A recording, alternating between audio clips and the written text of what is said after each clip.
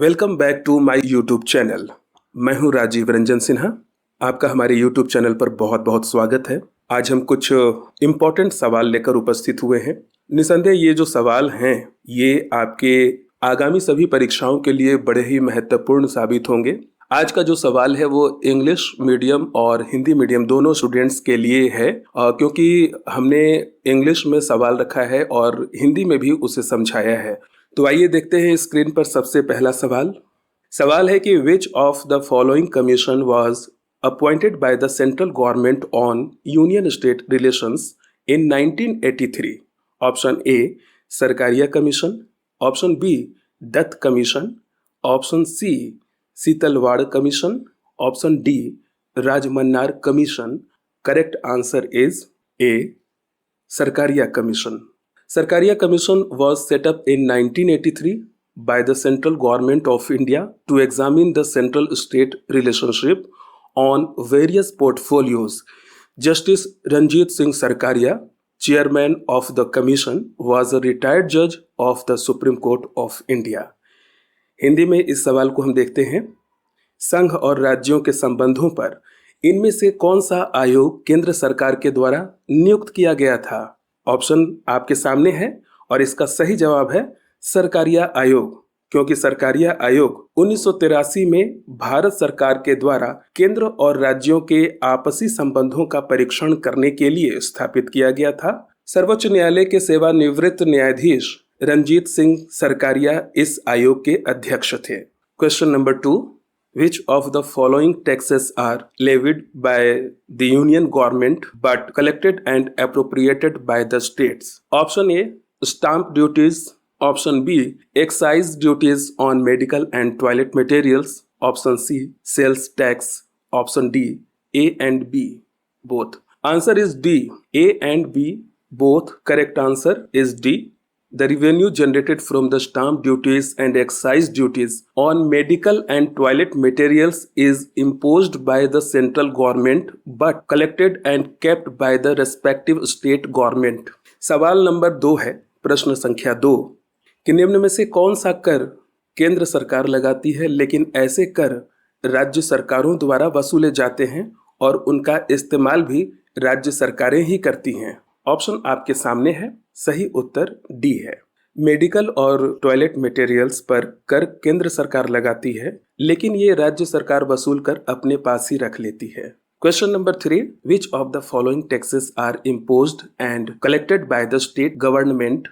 Option A estate duty, option B sales tax, option C land revenue, option D all the above. Correct answer is D. Taxes imposed by the state government are sales tax and VAT, professional tax, luxury tax, entertainment tax, motor vehicle tax, tax on vehicle entering state, tax on agricultural income, tax on land and buildings and tax on mineral rights. प्रश्न संख्या 3 को देखिए। इनमें से कौन सा कर राज्य सरकार ही लगाती है और राज्य सरकार ही वसूलती है? सही उत्तर डी है। राज्य सरकार बिक्री कर, वैट, व्यवसायिक कर, सुविधाओं पर कर, मनोरंजन कर, मोटर व्हीकल टैक्स यानी कि मोटर वाहनों पर कर, tax on vehicles entering state, जब कोई वाहन राज्य में प्रवेश करता है तो उस पर भी टैक्स लगाती है राज्य सरकार, कृषि आय पर कर और भूमि एवं भवन पर कर, और जो खनिज संपदा उस पर कर लगाने का काम राज्य सरकारों का है। इन सभी करों को राज्य सरकारें ही वसूलती हैं। Question number 4 is which of the following tax is levied and collected by the union government but the proceeds are distributed between the union and states? Option A sales tax, option B income tax, option C estate duty, option D land revenue. Correct answer is B income tax. Income tax is imposed by the central government under the Income Tax Act 1961. This tax is distributed among the states on the recommendations of the Finance Commission. प्रश्न संख्या 4 को देखिए। इनमें से कौन सा कर केंद्र सरकार के द्वारा लगाया जाता है और केंद्र सरकार के द्वारा ही वसूला जाता है, लेकिन बांटा दोनों के बीच जाता है, यानी केंद्र और राज्यों के बीच? इसका सही उत्तर है income tax act. Income tax act 1961 के प्रावधान के अनुसार केंद्र सरकार के द्वारा आयकर आरोपित किया जाता है। इस टैक्स को वित्त आयोग की सिफारिश के अनुसार राज्यों के मध्य बांट दिया जाता है। Question number 5, which of the following duty is levied and collected by the union government? Option A custom duty, option B excise duty, option C estate duty, option D all the above. Correct answer is D. All the direct taxes are imposed by the central government. Direct taxes are income tax, wealth tax, corporation tax. Excise and custom duty were indirect tax but merged with GST. प्रश्न संख्या 5, इनमें से कौन सा शुल्क केंद्र सरकार के द्वारा आरोपित एवं इसे केंद्र सरकार के द्वारा संग्रह भी किया जाता है? ऑप्शन ए है वही शुल्क यानी custom duty, option B excise duty यानी उत्पादन शुल्क या आबकारी शुल्क भी आप इसे कहते हैं, ऑप्शन सी भू संपत्ति शुल्क यानी estate duty, and option D है ऑल दी एबव यानी इनमें से सभी। इसका जो सही उत्तर है वो है डी यानी इनमें से सभी। सभी प्रत्यक्ष कर केंद्र सरकार के द्वारा आरोपित किया जाता है। प्रत्यक्ष कर के उदाहरण हैं आयकर, संपदा कर, निगम कर, उत्पादन और वही शुल्क अप्रत्यक्ष कर हैं, लेकिन इन्हें जीएसटी के साथ विलय कर दिया गया है। Next question is 6, which of the article deals with the grants in aid by the union government to the states? Option A article 270, option B article 280, option C article 275, option D Article 265. Answer is C. Article 275. Article 275 is related to grants in aid from the Union government to certain states at the time of requirement. This fund allocation depends on the discretion of the central government. It shall be charged on the Consolidated Fund of India. प्रश्न संख्या 6, इनमें से कौन सा अनुच्छेद संघ सरकार या केंद्र सरकार द्वारा राज्यों को सहयोग के लिए अनुदान देने के संबंध में है? सही उत्तर है सी यानी अनुच्छेद 275। अनुच्छेद 275 सही जवाब है। अनुच्छेद 275 में इस बात का प्रावधान है कि केंद्र सरकार जरूरत के समय कुछ विशेष राज्यों को आर्थिक सहयोग के रूप में अनुदान देती है। इस राशि का आवंटन केंद्र सरकार के विवेक पर निर्भर करता है। ये राशि भारत की संचित निधि से प्रदान किया जाता है। Question number 7, which of the following article deals with the election of the vice president? Option A article 64, option B article 68, option C article 66 and option D article 62। Correct answer option C. Article 66 deals with the election of the Vice President of India. प्रश्न संख्या 7, इनमें से कौन सा अनुच्छेद उपराष्ट्रपति के चुनाव से जुड़ा है? सही उत्तर है अनुच्छेद 66। अनुच्छेद 66 में भारत के उपराष्ट्रपति के चुनाव का वर्णन मिलता है। Next question is 8, question number 8, who can remove the vice president from his office? Option A president, option B prime minister, option C parliament, option D legislative assemblies of the state. Correct answer is option C. The Indian parliament has the power to remove the vice president of India. प्रश्न संख्या 8 को देखिए, उपराष्ट्रपति को उसके पद से कौन हटा सकता है? सही उत्तर क्या है?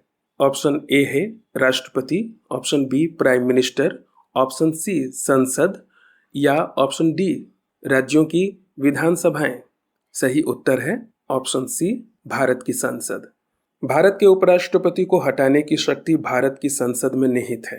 Question number 9, the term of office of the vice president is as follows. Option A 6 years, option B 4 years, option C 7 years, option D 5 years. Correct answer is option D. The vice president is elected for the period of the 5 years, although he or she can resign before the completion of the tenure. प्रश्न संख्या 9 को देखिए। भारत में उपराष्ट्रपति पद का कार्यकाल कितना होता है? सही जवाब है 5 साल। उपराष्ट्रपति 5 वर्षों के लिए निर्वाचित होते हैं। वो 5 साल पूरे होने के पहले भी अपना त्याग पत्र दे सकते हैं। Question number 10। The Vice President is the ex officio chairman of the dash. A. Rajya Sabha, option B Lok Sabha, option C planning commission, option D national development council. Correct answer is option A Rajya Sabha. The Vice President is ex officio chairman of the Rajya Sabha and acts as president when the latter is unable to discharge his functions due to absence, illness और any other cause. प्रश्न संख्या 10। उपराष्ट्रपति किस सदन का पदेन सभापति होता है? सही जवाब है राज्यसभा का. उपराष्ट्रपति राज्यसभा का पदेन सभापति होता है. इसके अलावा जब राष्ट्रपति अनुपस्थित हों, बीमारी या अन्य किसी कारणवश अपने पद से संबंधित कार्य नहीं कर पाते, तब उपराष्ट्रपति ही कार्यवाहक राष्ट्रपति के रूप में कार्य करते हैं. Question number 11. Parliamentary government is also known as option A cabinet government, option B responsible government, option C Westminster forms of government, option D all of the above. Correct answer is option D all of the above.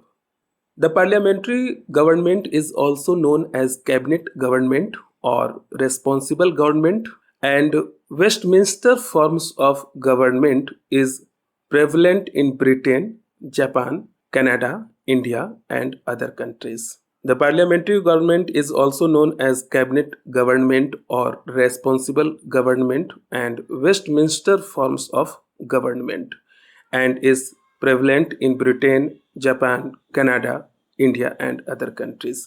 प्रश्न संख्या 11 को देखिए। संसदीय सरकार को किस नाम से जाना जाता है? मंत्रिमंडल सरकार, ऑप्शन बी उत्तरदायी सरकार, ऑप्शन सी सरकार का वेस्टमिंस्टर प्रतिमान, और डी है इनमें से सभी. इसका सही जवाब है इनमें से सभी. संसदीय सरकार को मंत्रिमंडल सरकार या उत्तरदायी सरकार और सरकार का वेस्टमिंस्टर प्रतिमान के तौर पर जाना जाता है.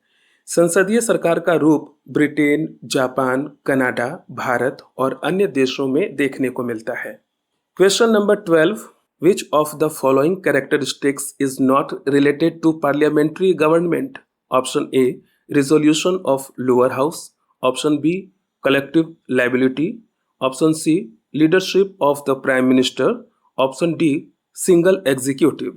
Correct answer is option D.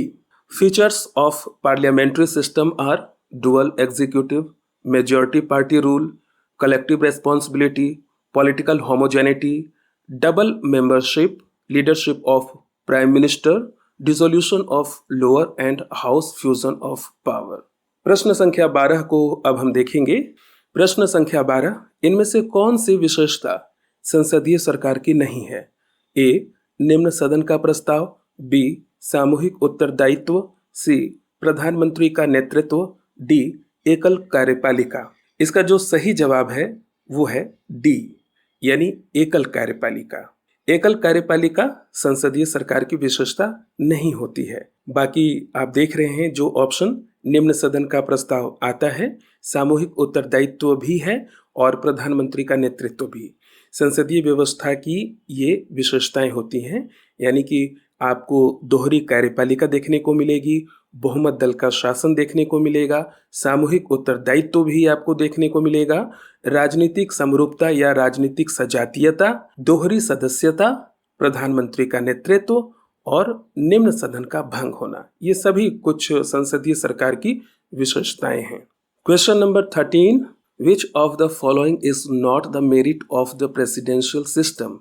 Option A permanent government, option B confirmation in policies, option C limited representation, option D government by experts. Correct answer is option C.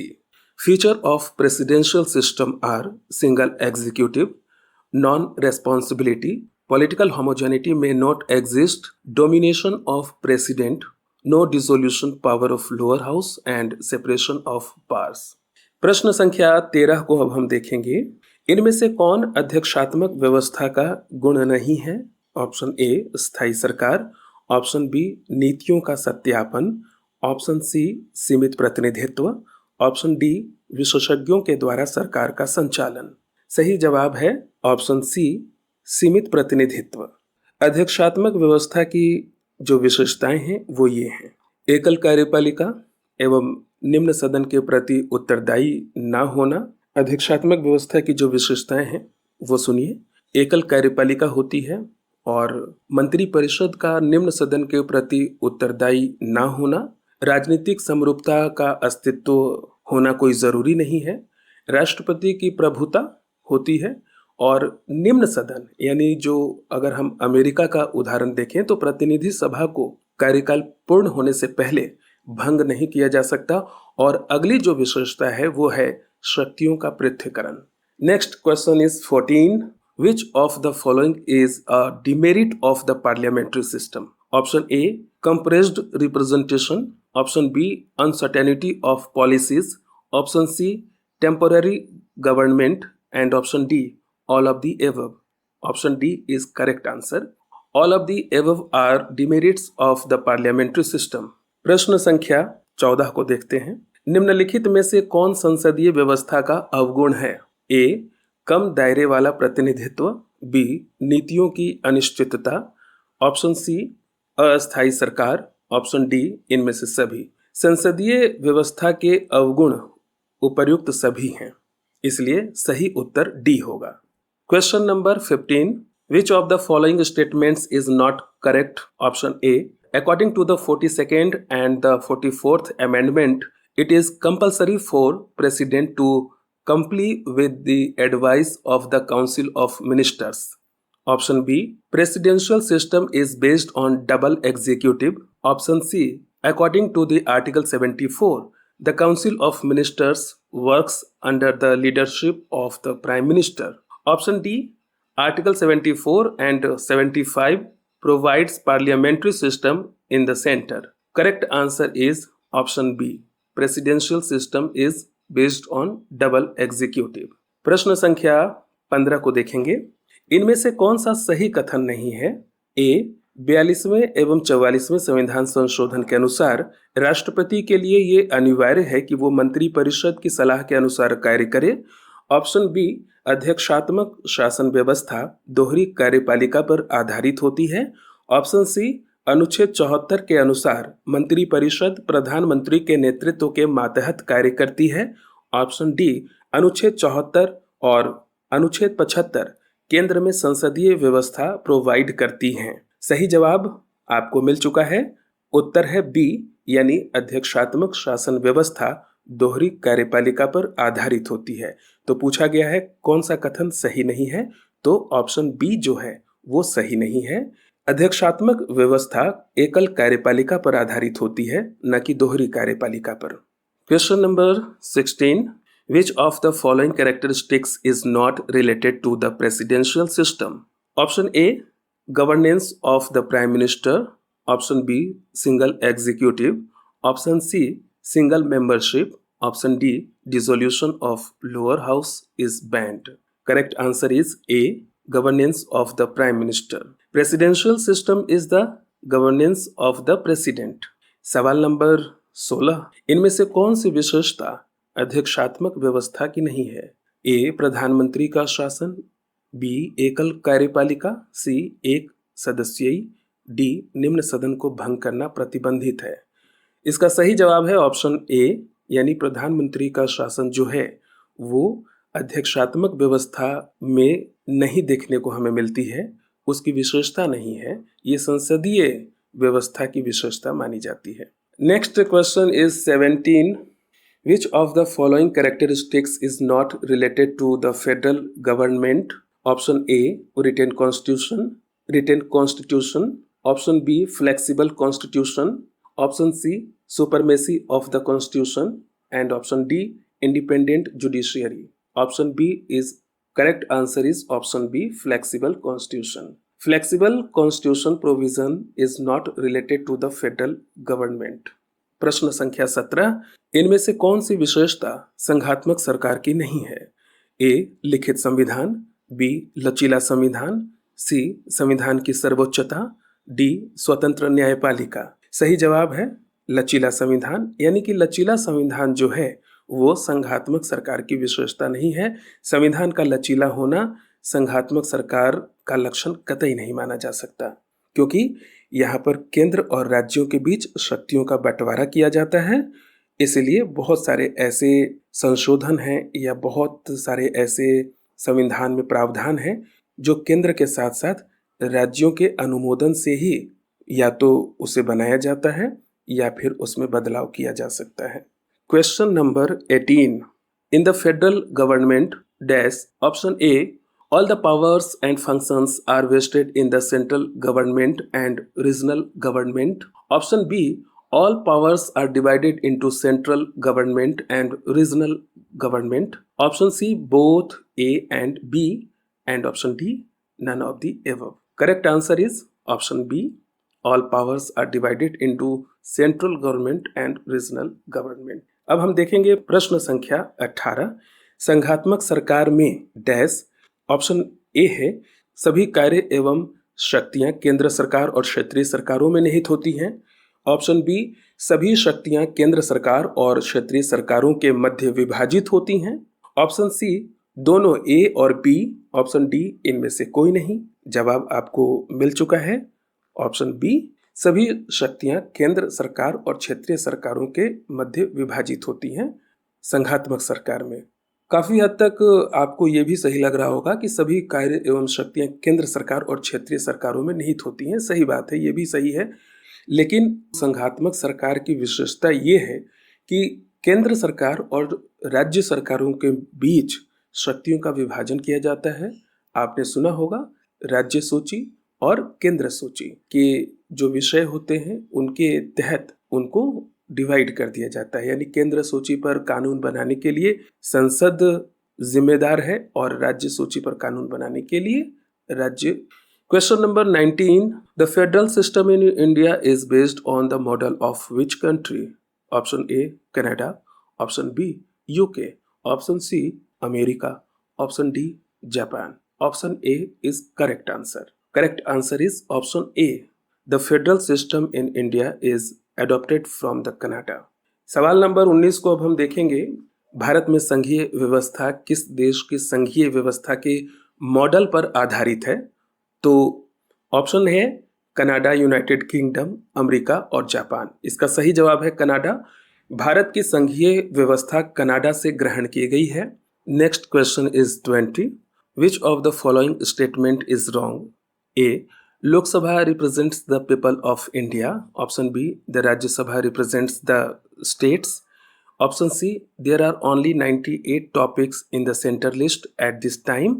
Option D, Rajya Sabha protects the state with unnecessary interference from the center. Correct answer is option C. The Union list or list 1 is a list of 101 items given in 7th schedule in the Constitution of India, on which Parliament has exclusive power to legislate. प्रश्न संख्या 20 को देखिए, इनमें से कौन सा कथन गलत है? ए लोकसभा भारत के लोगों का प्रतिनिधित्व करता है। ऑप्शन बी राज्यसभा राज्यों का प्रतिनिधित्व करता है। ऑप्शन सी वर्तमान में केवल 98 बिंदु ही केंद्र सूची में शामिल हैं। ऑप्शन डी केंद्र के अनावश्यक हस्तक्षेप से राज्यसभा राज्यों को संरक्षित करती है। सही जवाब है सी, यानी कि सी जो है कथन वो गलत है। संघ सूची या केंद्र सूची में 101 विषय बिंदुओं का जिक्र मिलता है। इसका उल्लेख 7वीं अनुसूची में है। केंद्र सूची के विषयों पर कानून बनाने की शक्ति सिर्फ संसद को है। तो अब मुझे यानी राजीव रंजन सिन्हा को दीजिए अनुमति। नमस्कार।